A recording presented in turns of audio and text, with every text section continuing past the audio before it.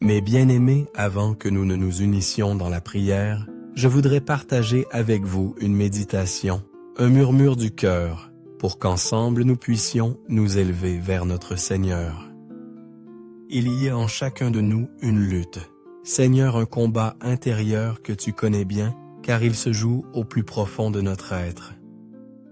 Deux forces s'y affrontent, les désirs de la chair, ce poids terrestre qui nous attire vers le bas, et l'aspiration de l'esprit, cette soif de toi, de ta lumière et de ta paix. Cette bataille, ô mon Dieu, est notre lot quotidien sur cette terre. Peu importe la ferveur de notre foi, la profondeur de notre étude de tes saintes Écritures, ou l'ardeur de notre désir de vivre une vie juste, ce combat incessant, cette danse entre l'ombre et la lumière persiste, tant que nous cheminons ici-bas.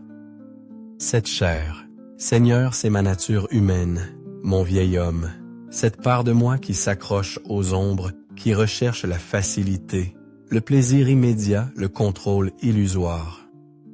Elle est impatiente, égoïste, et me pousse à suivre mes impulsions, à courir après ce qui flatte mes sens, même si cela m'éloigne du chemin que tu as tracé pour moi. Elle ne se soucie ni de ma croissance spirituelle, ni de ta paix, ni de la relation que je désire ardemment entretenir avec toi, mon Dieu.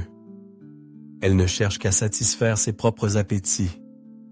Mais en moi, il y a aussi ton esprit, cette étincelle divine, cette part de moi qui soupire après toi, qui désire ardemment la sainteté, qui a faim et soif de ta justice. C'est elle qui recherche ta présence, Jésus, la douce conduite du Saint-Esprit, et la paix profonde qui naît de l'obéissance à ta volonté. Ta parole nous le dit, Seigneur, l'esprit et la chair sont en opposition constante, afin que vous ne fassiez point ce que vous voudriez. Ils se résistent mutuellement. Voilà pourquoi, ô mon Dieu, je peux t'aimer de tout mon cœur, et pourtant lutter encore contre le péché.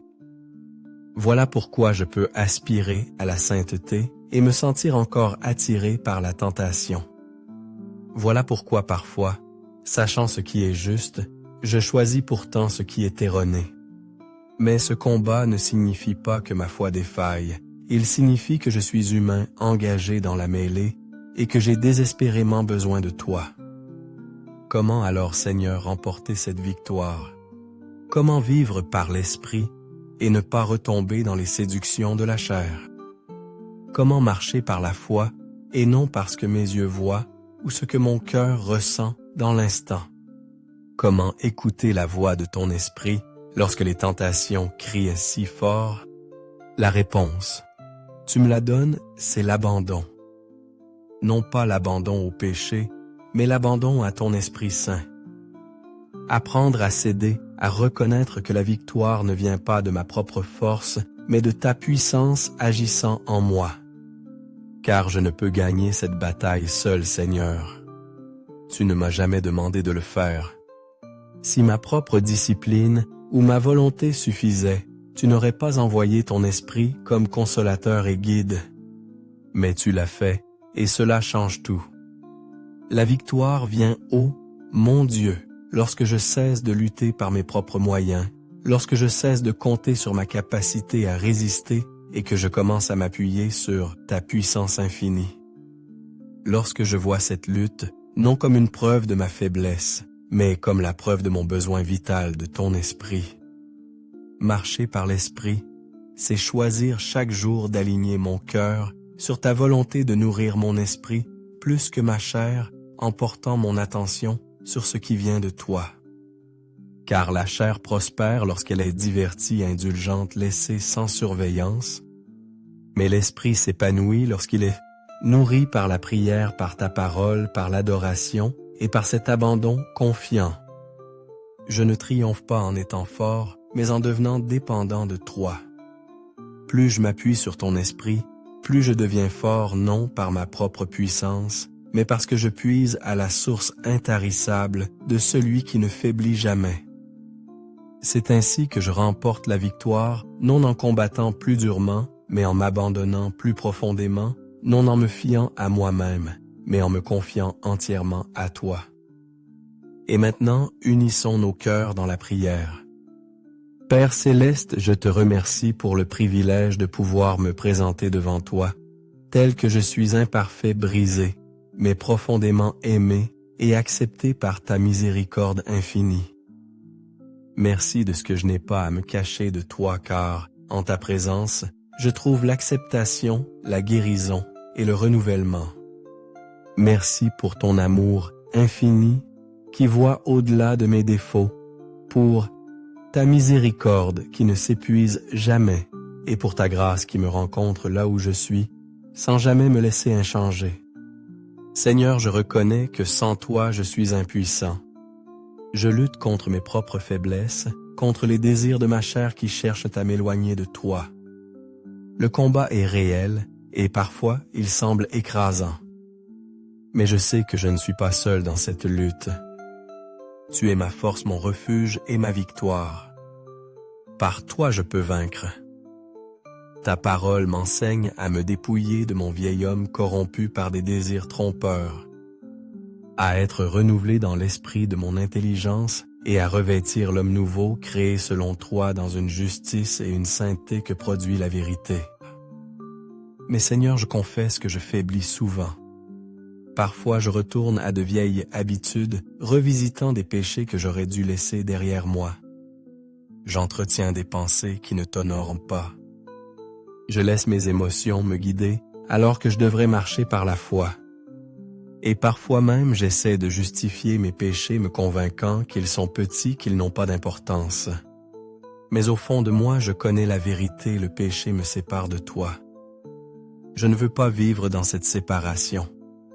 Je ne veux pas être lié par quoi que ce soit qui entrave ma marche avec toi. Alors aujourd'hui, Seigneur, je demande ta miséricorde. S'il te plaît, pardonne-moi les fois où j'ai laissé le péché prendre racine dans mon cœur. Pardonne-moi les moments où j'ai choisi mes désirs plutôt que ta volonté.